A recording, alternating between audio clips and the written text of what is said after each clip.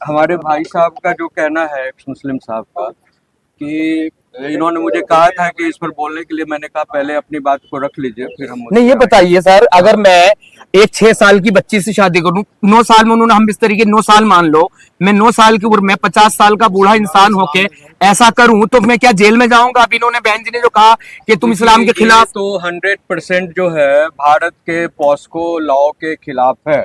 जब तक आप मैच्योर्ड नहीं हो जाते हैं, लड़की या लड़का 18 साल को नहीं प्राप्त कर लेता है, तब तक आप कोई शारीरिक संबंध या विवाह शादी नहीं कर सकते एक दूसरे से। तो ये तो कानून के, भारतीय कानून के खिलाफ है ही। अच्छा एक चीज और बताइए, भारतीय कानून के में इसका क्या दर्जा आता है? मैंने किसी लड़की को अपनी बहन मान लिया, बहन स्वीकार कर लिया, फिर मैं उसी को शादी के लिए प्रपोज करूं, जोर डाल लूं, तो क्या इसकी हमारे कानून में कोई सजा है? ये तो मोरालिटी का सवाल है ना। जो भारत का जो संस्कृति है मोरालिटी से चलता है, और मोरालिटी का रेप हुआ ये कि हम किसी को माँ मान लिए, बहन मान लिए या मौसी।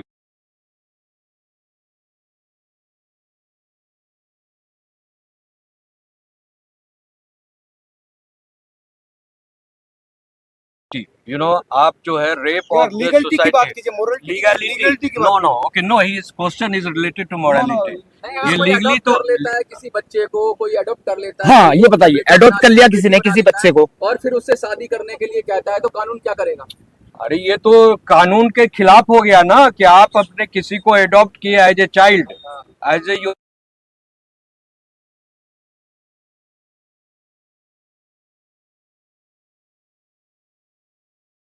संविधान से चलता है, तो संविधान के अनुसार ये नाजायज है।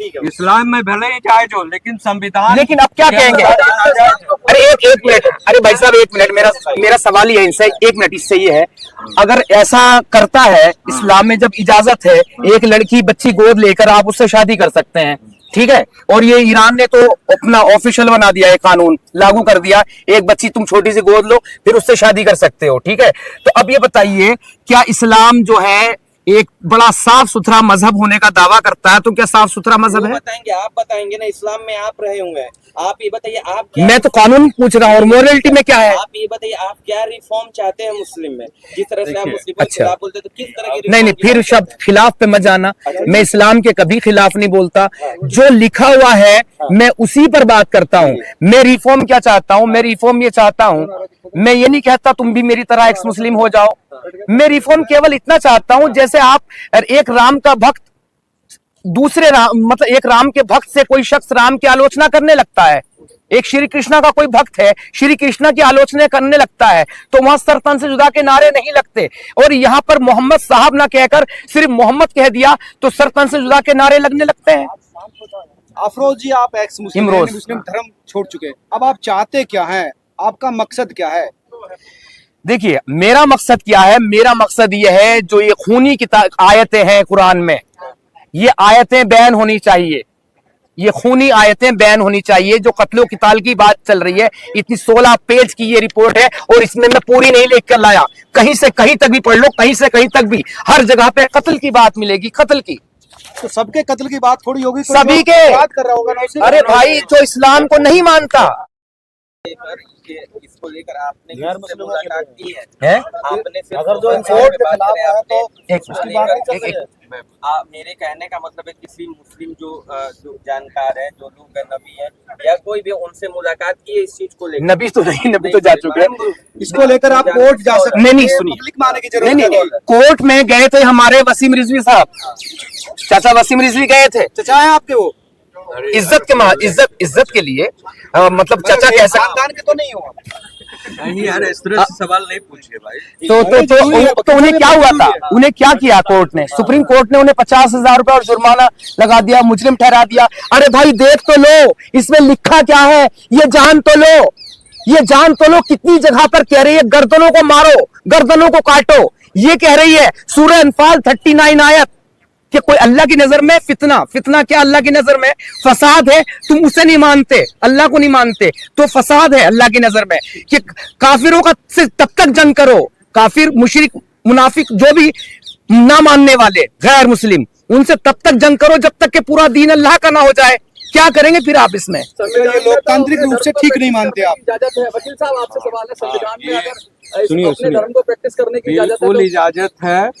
आर्टिकल 25 से आर्टिकल 30 जो है संविधान की जो अनुच्छेद है वो आपको प्रोटेक्शन ये ऑफ देखना द ना मेरे रिलीजियस इसमें राइट्स कैमरे की में बात लाइव चल करता रहा है। है। हाँ, लाइव लेकिन देख- just देख- let me finish it। ये सामने। लेकिन उसी संविधान हाँ, में ये आपको आर्टिकल 15 जो है, आर्टिकल अनुच्छेद 15 जो है वो कहता है, लेकिन संविधान का अनुच्छेद 15 धर्म, जाति, लिंग, जन्म स्थान के आधार पर भेदभाव को प्रतिबंध करता है। तो कौन सा लागू होगा दोनों में से, अगर ऐसा हो जाए तो कौन सा? यही तो है कि जब तक कोर्ट इसको सुनेगी नहीं तब तक कैसे इंटरप्रिटेशन ऑफ लॉ होगा। एक बार कलकत्ता हाई कोर्ट में बहस होते रह गया, दिल्ली हाई कोर्ट में बहस होते रह गया, फिर लोग सुप्रीम कोर्ट आया, सुप्रीम कोर्ट ने कहा कि हम सुनेंगे ही नहीं, और रिजवी साहब पर 50,000 का फाइन कर दिया गया। ये देश में कौन सा कानून चल रहा है जो आर्टिकल के तहत जो है लोग बहस करना चाहते हैं, आप सुनने के लिए तैयार नहीं है? ये कौन सा देश का कानून है? आप खुद संविधान में ही आप कह रहे हैं कि किसी प्रकार का आर्टिकल 15 जो है कह रहा है धर्म, जाति, लिंग, जन्म स्थान के भेदभाव और प्रतिबंध नहीं रहेगा। तो आप जो है लिटरेचर छापकर एक तरह का आसमानी किताब फैलाकर धर्म हुआ इसके आधार पर दूसरे को प्रतिबंध कर रहे हैं, दूसरे में आग लगा रहे हैं, दूसरे को मारने काटने की बात कर रहे हैं।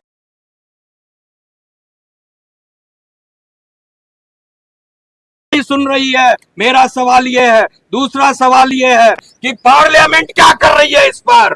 पार्लियामेंट क्या मुसलमानों के लिए बनी हुई है कि तमाम देश में तमाम लोग जो है बैठे हुए, हिंदू हो, मुस्लिम हो, सिख हो, ईसाई हो, जैन हो, बुद्ध हो, पारसी हो, सबों के लिए पार्लियामेंट है, सबों का रिप्रेजेंटेशन करती है। तो क्यों नहीं सबों का कलेक्टिव वॉइस को? और मैं तो यहां तक कहता हूं कि कोई भी धर्म, कोई भी किताब, चाहे हिंदू का हो, मुस्लिम का हो, सिख का हो, ईसाई का हो, कोई भी अगर कोई मानवता के विरोध में बात करता है उसको तुरंत इमीडिएटली प्रतिबंधित किया जाए, कानून बनाकर तुरंत किया जाए। तो वकील साहब, आप क्या ऐसे धार्मिक किताबों पर प्रतिबंध लगाने की बात कर रहे हैं? ऐसे तो बहुत सारी किताबों में बहुत कुछ है, तो बिल्कुल क्या प्रतिबंध लगा के लगना लाएगा? चाहिए। नो, मेरा कहना, लिसन, मेरा कहना है कि देश अगर संविधान से आपको डिसाइड करना होगा, 1947 में डिसीजन हो गया था कि मुसलमानों के लीग, मुस्लिम लीग ने, मोहम्मद जिन्ना ने और उसके जितने भी लीडर्स थे उन्होंने कहा कि हम हिंदुओं के साथ नहीं रह सकते।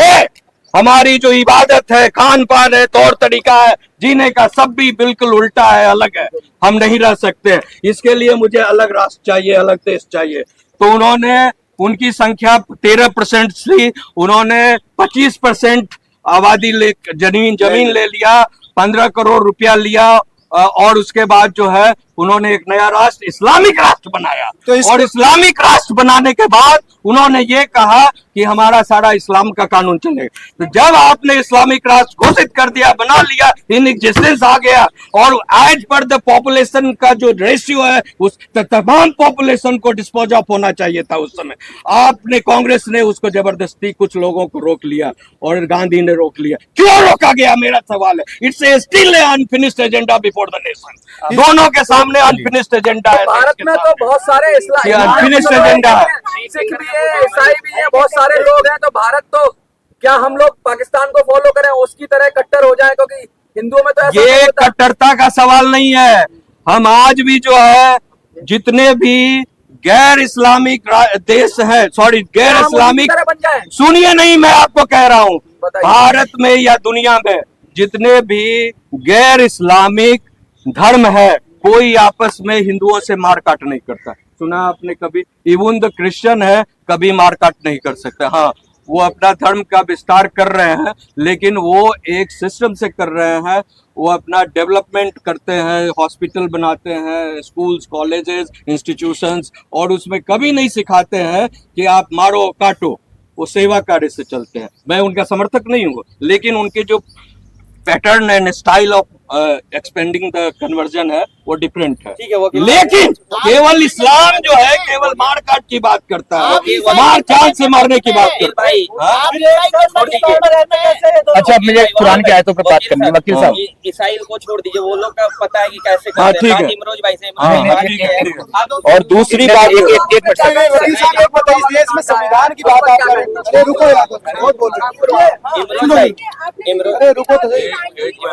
आकर के बोलो यार। नॉन स्टॉप बोले। अरे एक, क्या बोल रही है? अरे वकील साहब आप इस देश में सुनो हाँ गुरुजी, ये बताइए, आप पार्लियामेंट में तो नहीं ला सकते, लेकिन आप कोर्ट में जा सकते हैं। इसको लेकर आप रिव्यू या पिटीशन नहीं डालेंगे, नहीं डालेंगे? नहीं, रिव्यू पिटीशन की बात यहाँ नहीं हो सकती अनलेस अनटिल बिकॉज उन्होंने फाइन लगा दिया। फाइन लगाने का मतलब हुआ कि हम आपकी बात को सुनना ही नहीं चाहते हैं, और आप अगर फिर लाइएगा तो एक तरफ 50,000 लगाया था तो 5 करोड़ भी लगा सकती है, समझे? यानी आपको ऑब्स्ट्रक्ट किया जा रहा है। सवाल मेरा ये है, जितने भी कोर्ट्स हैं देश में, क्या संविधान के अनुरूप चलेगा कि अपने मन और के अनुसार चलेगा कि जो मन होगा आप करेंगे? प्रशांत भूषण पर 1 रुपए का जुर्माना लगाया था, उन्होंने स्वीकार नहीं किया। वसीम रिजवी ने क्यों 50,000 का फाइन स्वीकार कर लिया? वो भी अड़ जाते। क्या प्रशांत भूषण की तरह कोई और वकील में दम नहीं है जो अड़ जाए सुप्रीम कोर्ट के सामने? बिल्कुल दम है हमें। और क्या आप नहीं, जुर्माने से डरते हैं? नहीं, क्या सत्य कहने के लिए जुर्माना अगर लग जाएगा तो सत्य नहीं बोलेंगे आप? बिल्कुल नहीं डरते। हमारे जैसे तो आप अगर लगाएंगे? नहीं, हम तो लगाएंगे जरूर, हम तो तैयारी कर रहे हैं। और हम अच्छा,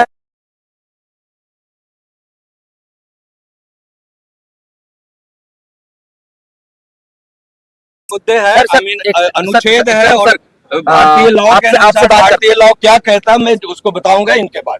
ठीक है। देखो, अभी जो इनसे